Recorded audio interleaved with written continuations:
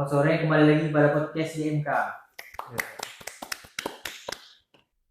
Nah, pada sore hari ini kami kedatangan narasumber ini dari Pak Rizal Hamka, Yap. selaku orang tua murid dari Ziva, Humam, dan Alisha. Ya. Oke.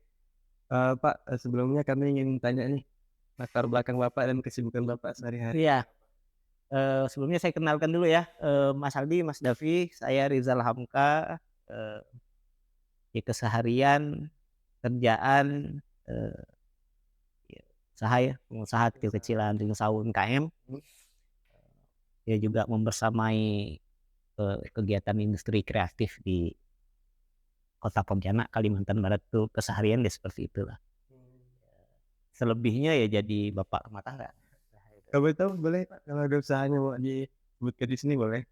Saya usaha pertama tuh usaha tuh saya di penerbitan buku, di percetakan juga, di distributor buku juga, ada beberapa bisnis F&B, nah, ya buka tempat tongkrongan ya, coffee shop, ada Eee, melihara ikan juga yang dijadikan hobi dan bisnis, punya laundry, punya toko jualan kaos polos itu, ya banyaklah, usaha-usaha kecil yang UMKM-UMKM. Ya ya. Main banyak ya. Kalau yang saya dengar-dengar nih, dulu Bapak nih berapa banyak pernah buka kafe atau rumah makan gitu banyak. Nah, kalau Bapak ini sebenarnya basicnya kalau usaha ini bidang apa sih yang Bapak kuasai gitu? Utamanya buku, saya, base-nya kan dulu saya pernah kerja di satu perusahaan buku, di Erlangga ya, penerbitan buku Erlangga selama 9 tahun, merintis karir di sana. Nah, sampai tahun 2012 mengundurkan diri dan saya lanjut usaha buku lagi gitu. Nah, tapi usaha sendiri, nah di distributor buku, penerbitan buku dan percetakan buku. Nah, itu saya tangani sendiri. Nah, itu adalah, main bisnis saya, artinya bisnis utama saya, itu bisnis utama. Nah, selebihnya memang ya tergantung keadaan nih gitu ya, tergantung keadaan, tergantung artinya, eee, tantangannya ini tahun-tahun ini harusnya bisa buka bisnis apa gitu. Kalau masalah bisnis ya dari 20 tahun yang lalu mungkin udah 70-an kali lah bisnis ya, udah 70-an kali bisnis. Nah, yang sekarang tuh tersisa paling ada 9 atau 10 lah yang masih saya jalankan, ya usaha kecil-kecil lah, ya laundry, ya ini masih gitu, usaha kecil gitu masih gitu. Eee, Melihat, apa sih yang Bapak lihat atau pandangan Bapak terhadap sekolah GMK, sehingga Bapak bisa menyuarakan pikiran Bapak? Nah, ini menarik nih, Mas. Mas apa tadi? Mas Davi. Ini Mas Davi ini menarik nih. Jadi saya itu kan base-nya sales buku. Iya. Setengahnya jadi konsultan pendidikan juga, artinya ya dalam konteks, bukan pengembangan ya, artinya mendistribusikan kurikulum, memberikan artinya, ketika ada kurikulum baru, kita dari penerbit itu setengahnya jadi konsultan. Artinya memperkenalkan kurikulum-kurikulum baru kepada sekolah-sekolah. Nah, saat itu saya ketemu dengan, salah satu kepala sekolah. Beliau waktu itu masih di Tunas Bangsa. Nah, artinya selama ini saya lihat ini luar biasa, kita sering diskusi karena saya anggap ibu ini luar biasa gitu ya. Dalam konteks diskusi kita, sering diskusi mengenai hal-hal pendidikan, kebetulan kita sama-sama, ibu sebagai ketua IGTKI, Kabupaten Kuburaya, sementara saya di Erlangga sebagai kepala pemasaran untuk buku-buku TK gitu, TK dan SD. Nah, ibu itu adalah orang yang hari ini foundernya Global Maju Khatulistiwa, Ibu Lili Pulungan. Jadi saya sebenarnya, eee, kenal Ibu Lili Pulungan tuh udah sekian jauh, jadi kita juga bersahabat, sering berkomunikasi, kita sering diskusi gitu. Sampai ada satu titik saya dengar, Ibu Lili Pulungan, Madam Lili kita sebut itu, mendirikan sebuah sekolah. Nah, itu ketika mendirikan sebuah sekolah kita sering terlibat diskusi dan saya tahu kapasitas beliau, cara pandang beliau terhadap dunia pendidikan, kebetulan saya juga concern di situ gitu ya. Jadi banyak hal yang saya sependapat dengan pandangan-pandangan beliau yang saya anggap untuk, pendidikan hari ini, beliau salah satu yang punya inovasi luar biasa gitu tentang proses pendidikan dan bagaimana memaknai sebuah pendidikan dan mengimplementasikannya di sekolah. Ini Madam Lily luar biasa. Jadi teman diskusi kebetulan beliau buka sekolah ya kan. Nah, TK waktu itu saya masukin anak saya di TK.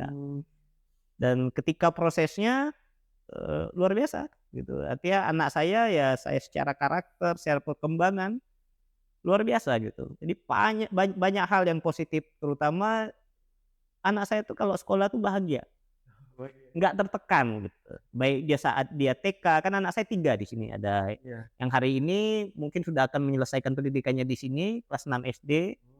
Nah, yang kedua itu kelas 2 SD yang cowok, yang ketiga itu masih TKA. Nah, ketiga anak saya ini ya luar biasa gitu. Artinya, dalam konteks, pendidikan ya global maju khatulistiwa ini luar biasa. Jadi, hari ini gini, diskusi-diskusi, tentang pendidikan yang saya yang saya selama ini diskusikan sama Madam Lily itu nggak cuma sekedar diskusi, nggak cuma sekedar wacana. Itu diimplementasikan betul sama Madam Lily gitu. Bagaimana pembangunan karakter anak-anak. Diimplementasikan langsung Di sekolah, ya? luar biasa, tentang pendidikan karakternya, bahwa anak itu belajar harus bahagia, tidak perlu banyak tekanan. Anak itu harus kreatif, anak itu harus dimuliakan, anak itu harus diberi tempat supaya diberi kan di sini sering ya, JMK tuh sering ngadain ajang gitu ya, perlombaan-perlombaan yang di mana seluruh anak itu dilibatkan sebagai peserta, sehingga anak itu punya rasa percaya diri gitu. Nah itu yang saya senang ya, kita akhirnya orang tua ya mau juara mau enggak yang penting anak berani tampil di depan itu kan itu udah sesuatu yang luar biasa. Saya anggap nah ini itulah alasan kenapa ya saya tiga-tiganya anak-anak saya ya saya sekolahkan di sini gitu. Ya bukan cuma kalau hari ini cuma kedekatan kita sebagai personal saja, misalnya taruhlah Madam Lily saudara saya gitu. Ya kalau saya anggap sekolah ini tidak sesuai dengan, yang saya inginkan gitu, nggak mungkin tiga-tiganya saya ke sini gitu. Artinya saya punya kepercayaan khusus dan bahkan saya itu setengahnya ya Mas Mas Aldi, Mas David, setengahnya itu udah kayak marketingnya Medium Lily gitu. Karena saya tahu ini sekolah berkualitas, maka saya kalau ketemu teman deh masuk di global deh, keren ini sekolah, gitu. Jadi udah seperti itu gitu. Jadi bukan cuma hubungan personal saya yang baik dengan Medium Lily enggak, tapi memang, eee, gini, pendidikan anak ini kan saya rasa sesuatu yang sangat penting. Dan saya anggap, saya ketika ngerasa di GMK ini sudah memenuhi ekspektasi saya gitu tentang bagaimana, anak ini, dalam proses pendidikannya, proses belajar mengajarnya. Jadi saya anggap di sini oke, kalau menurut saya terbaik hari ini, ya saya suruh teman-teman, "Ya, ayo sekolah di GMK aja." Gitu, Mas Aldi, Mas David. Berarti alasan Bapak mau menyekolahkan 3 anak Ya karena kualitas sekolah ini. kualitasnya gitu lah ya? Benar. Karena kualitas sekolah ini, yang artinya bukan cuma Madam Lily, tapi semua orang yang ada di sekolah ini gitu. Artinya baik dari guru-gurunya, luar biasa guru-guru di sini tuh luar biasa, kedekatan emosionalnya sama anak-anak itu luar biasa. Nah itu yang kita harapkan gitu, yang kita harapkan dan proses komunikasi kita sebagai orang tua ya ke guru-guru itu wah enak banget gitu, enak banget. Saya udah 9 tahun lah ya di global ya. Ziva itu dari dari TKA sekarang udah mau tamat, artinya dari PG ya, dari PG itu 3 tahun PG, TKA, TKB sampai dia kelas 6 itu kan artinya sudah 9 tahun di sini. Luar luar biasa. Jadi saya di sekolah ini udah 9 tahun, berkomunikasi dengan orang-orang hebat di sini udah 9 tahun. Iya. Iya, menarik menarik, GMK ini sekolah yang menarik. Ya bukan ini saya rasa ini sebuah masalah yang penting ya Mas Davi, Mas Aldi, artinya buat pendidikan tuh bagi saya penting. Enggak mungkin saya artinya mempromosikan ini kalau saya anggap GMK ini, kurang hebat itu malu juga saya. Tapi beberapa teman anak-anaknya yang sekolah di sini akhirnya kita diskusi, memang beda nih Pak Rijal kalau di sini tuh memang anak-anak tuh seneng banget gitu. Tapi secara akademik mereka juga punya kemampuan di atas rata-rata gitu. Itulah. Terus tadi kan kita juga udah ngomong panjangnya tentang gimana sekolah GMK, gimana guru-gurunya, lingkungan sekolahnya. Jadi Iya. pernah nggak sih Bapak dengar mungkin dari ketiga anak Bapak nih, Iya. mungkin ada kayak gurunya kayak kurang menyenangkan atau dari teman-teman yang melakukan bullying dari Bapak dengar lah? Ya, nah salah satu saya pilih sekolah ini gitu ya. Yaitu karena apa ya? Proses komunikasi kita orang tua, anak dan guru itu sangat oke gitu. Jadi anak-anak itu ya misalnya ada masalah lah, anak-anak ya namanya anak-anak ada yang agak nakal, ada yang agak pendiam, ada yang nakalnya agak ini gitu. Bukan nakal ya, anak-anak namanya kan. Ya anak saya juga seperti itu kan. Artinya ya sering kalau anak-anak saya ngadu gitu. Ya tadi Kumam ditinju sama ini gitu. Biasa ya artinya ya saya nggak langsung konfirmasi ke sekolah. Nah tapi dari guru itu langsung telepon. Pak Rijal maaf tadi Humam ini. Oh ya nggak apa-apa madam, diingatkan aja namanya anak-anak. Dia main di rumah juga kayak begitu. Jangankan sama orang dia main sama adiknya berantem juga kok. Kadang gebuk-gebukan juga kok. Dia sama saudaranya gitu. Artinya tinggal kita memilah dan memilih ini masalah anak-anak gitu ya. Jangan sampai ini masalah anak-anak jadi masalah orang tua gitu. Dan alhamdulillah kan kita di sini punya komite juga ya, Aldi. Artinya hubungan kami antara sesama orang tua itu juga oke. Hubungan kami ke pihak sekolah juga oke, dan hubungan kami ke guru-guru itu juga oke. Nah sehingga ketika kami memandang anak-anak itu, anak-anak kita ya, anak-anak misalnya, anak-anak kita yang bersekolah di sini itu kan kita cara pandang kita ini anak-anak kita. Ya kalau ada salah namanya anak-anak. Tapi cukup biasanya kalau di sini cukup dengan nasihat gurunya udah selesai. Jadi biasa saya tanya lagi, masih berantem enggak sama ini? Enggak kok, sekarang udah baikan. Ya namanya anak-anak kan. Ya biasa kan, artinya namanya anak-anak, yang namanya dia sebentar berantem, sebentar ini mainnya mungkin ada yang jatuh, ada yang luka. Namanya anak-anak. Mungkin hari ini anak kita yang lari nabrak temannya luka, mungkin besok temannya lari nabrak anak kita yang luka. Jadi hal-hal seperti itu saya rasa kalau di sini itu guru-guru di sini itu sudah punya kemampuan untuk menyelesaikan itu, sehingga permasalahan-permasalahan itu selalu di-cover. Dan ini di-cover bukan artinya guru sembunyi-sembunyi ya kan. Mohon maaf, ada di tempat-tempat lain itu memang sengaja disembunyikan. Kan saya punya kasus ponaan misalnya gitu ya, anak teman. Jadi dia dibully, itu gurunya sengaja bilang ke anaknya jangan kasih orang tahu orang tua ya. Tapi kan kasihan mental anaknya gitu. Nah kalau guru di GMK kalau ada kejadian gurunya selalu telepon. Ada luka kecil aja anak kita, Pak Rijal tadi maaf Aisyah main jatuh, ada luka dikit ya nggak apa-apa madam, namanya juga main. Pak Rijal tadi Humam berantem kayak gini ya madam, tolong dinasehati Humamnya. Gitu tadi Humam bercandain temannya sampai nangis. Ya biasa. Kadang dia nangis, kadang dia bercandain. Namanya anak-anak gitu ya. Nah kadang-kadang yang gini, kadang-kadang kita juga kalau Nazifa udah kelas 6. Kadang-kadang kita sampai ke psikologis anak-anak. Medem-medemnya itu terlibat langsung.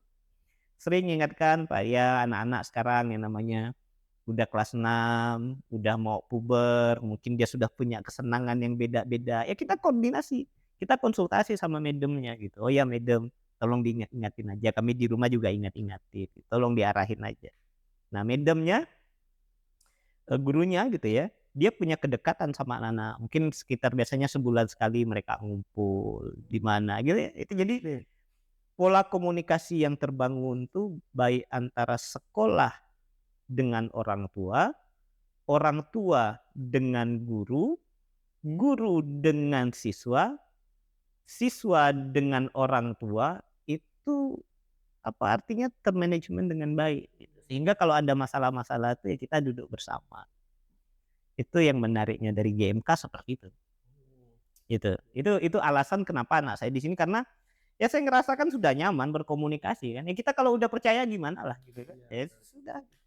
Nggak ada alasan lain. Ya saya kalau misalnya kita mau ngomong Mas Aldi, Mas Davi, ya kalau sekolah yang besar-besar kan lebih banyak. Iya. Artinya ya banyak lah sekolah-sekolah yang juga punya kualitas. Tapi ketika saya memilih di sini, pasti saya punya alasan khusus gitu. Nah, alasan khusus itu apa? Ya komunikasi kita dengan sekolah, yayasan, dengan guru-guru itu luar biasa. Standar pendidikan yang ditetapkan di sini juga luar biasa. Cara mengimplementasikan pendidik dalam proses belajar mengajar itu juga luar biasa, terutama tentang pendidikan karakternya. Gitu. Itu sepakatnya itu, pendidikan karakternya luar biasa di sini. Nah, itu ya mungkin kita bisa bikin anak pintar secara intelektual gitu ya di setiap sekolah saya rasa. Tapi pendidikan karakter itu penting, tentang adab, tentang sikap anak-anak itu. Nah, itu saya senangnya di sini tuh gitu. Jadi adab anak-anak, karakter anak-anak itu juga dikembangkan gitu. Nah, kalau tadi Bapak bilang kan dari Ziva, Umum, dan Aisyah ya. Iya, Yang paling lama Ziva ya, Pak? Ziva tuh udah 9 tahun. Dari playgroup ya, playgroup atau TKA gitulah ya. Mungkin saya ingin bertanya nih Pak, mungkin khususnya buat Ziva aja lah ya. Iya. Kan udah sekolah lama nih, 37 Katolistiwa. Menurut Bapak ada nggak sih yang kayak perubahan mungkin signifikan dari Ziva itu semenjak sekolah di sini? Jadi mungkin dari awalnya nggak mandiri jadi mandiri, ataupun apapun yang Ziva yang ada yang berubah. Iya, yang jelas itu secara karakter ya. Karena ya itu yang memang saya di rumah yang saya utamakan dalam pendidikan anak-anak saya di rumah, karena saya tangani langsung sendiri gitu ya sama istri gitu. Jadi yang pertama itu memang kami fokusnya ke karakter. Secara intelektual ya dia di sekolah punya, ya kita di rumah kita dampingin lah gitu. Yang saya rasa itu satu ya, memang anak-anak di sini tuh mandiri gitu. Nazifa itu mandiri gitu. Dia terlepas dia kalau di rumah ya namanya anak-anak ya ada bundanya apa semua. Dia tetap manja ya kalau di rumah gitu. Tapi kalau di luar dia punya cara sendiri gitu. Makanya ini kan alhamdulillah Nazifa juga lulus ke pesantren ya, nanti dia mondok. Nah, itu juga kenapa saya berani ngelepas Ziva yang baru umur 12 tahun untuk sekolah di pesantren yang nanti mondok gitu ya, boarding school, artinya mungkin baru bisa pulang ya sebulan sekali, 2 minggu sekali. Kenapa? Karena saya ngelihat dia punya karakter yang mumpuni.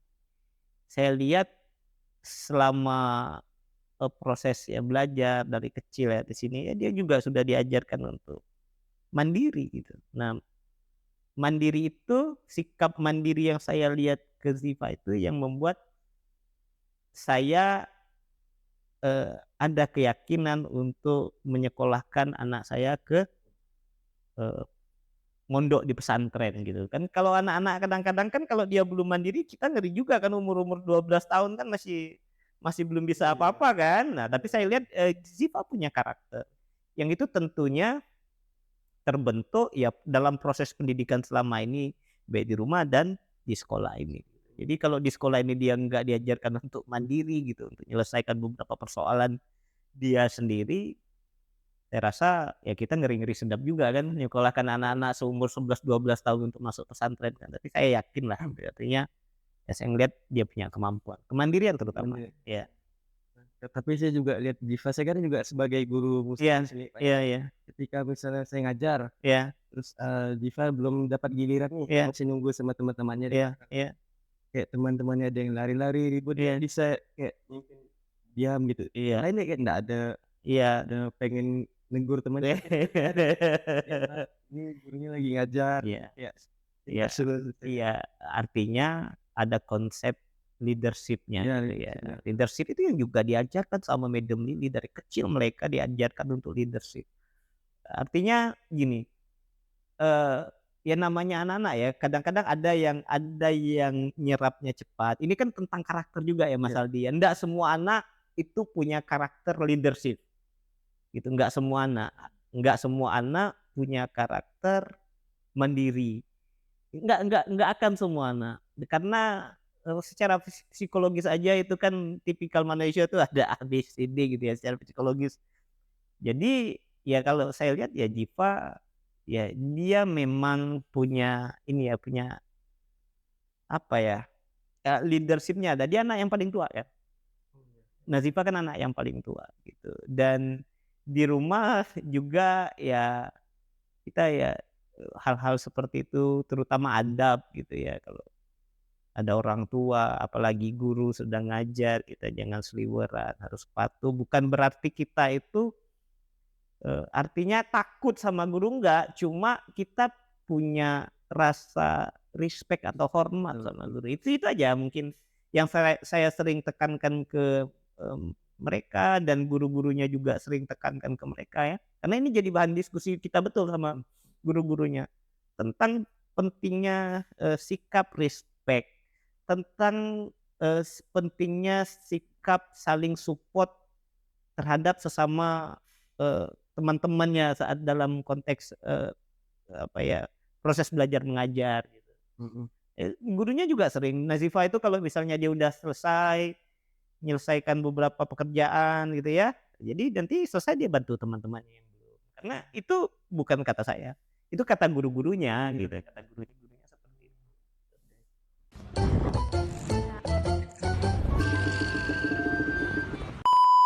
Mungkin ini saya kasih bocoran juga ya ke Mas Aldi, ke Mas Davi gitu ya. Iya. Sebagai guru-guru di sini mungkin nggak banyak orang yang tahu, Medum Lili itu di sekolah ini tuh banyak loh memberikan beasiswa-beasiswa terhadap anak-anak yang dianggap kurang mampu terutama dari sekitaran wilayah di sini.